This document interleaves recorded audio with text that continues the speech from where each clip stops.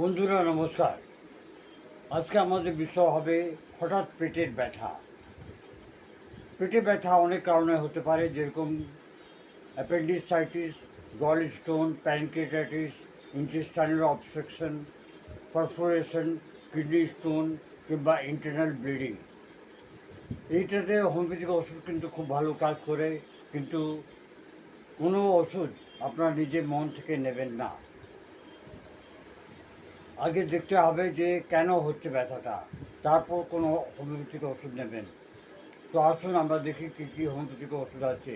যেরকম প্রথম যে ওষুধটা আছে ওটা হচ্ছে ইকোনাইট ন্যাপ।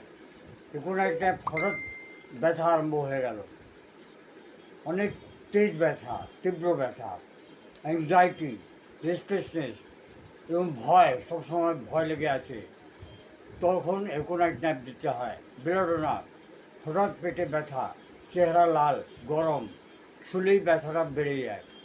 কোলোসিন, এরকম ব্যথা যে অসহ্য করার মতন, অসহ্য ব্যথা, সামনে দিকে ঝুঁকলে কিন্তু আরাম পাওয়া যায়, গরম সেক দিলে আরাম পাওয়া যায়, হাত দিয়ে টিপলে কিন্তু আরাম পাওয়া যায়, তখন কোলোসিন 30-40 দেবেন।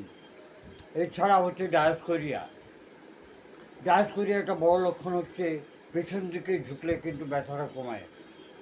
টুইস্টিং কলিকি পেন, সোজা দাঁড়ালে এবং পিছন দিকে ঢুকলে আরাম পাওয়া যায়। ম্যাকফস, কোলোসিন্থের সঙ্গে ম্যাকফস দিতে পারেন 10 মিনিট পর। তীব্র স্পাজমোডিক কলিকি পেন, গরম প্রেশার দিয়ে আরাম পাওয়া যায়, সেক দিলে আরাম পাওয়া যায়, আর টিপলে কিন্তু আরাম পাওয়া যায়।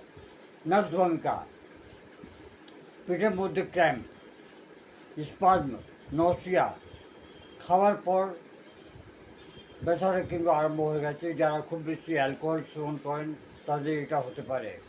ব্রাইনি অ্যালবা, ব্রাইনি অ্যালবাতে মুখ্য লক্ষণ হচ্ছে মুভমেন্ট করলেই, একটু হাঁটলেই কিন্তু ব্যথাটা বেড়ে যায়, শুয়ে থাকলে কিন্তু আরাম পাওয়া যায়। ক্যামোমিলা, খুব বেশি তীব্র ব্যথা, ইন্টেন্সিটি ডিসপ্রপোর্শনেট মনে হয়। লাইকোপোডিয়াম, পেটে ব্যথা বিশেষ করে ভোজন করার পর, খাওয়ার পর আরম্ভ হয়ে যায়। কিন্তু এই পেটে ব্যথা অনেক ভয়ঙ্কর হতে পারে। দয়া করে আপনারা নিজের মন থেকে ওষুধ নেবেন না, আপনারা নিজের কাছাকাছি ডাক্তারকে অবশ্যই দেখাবেন।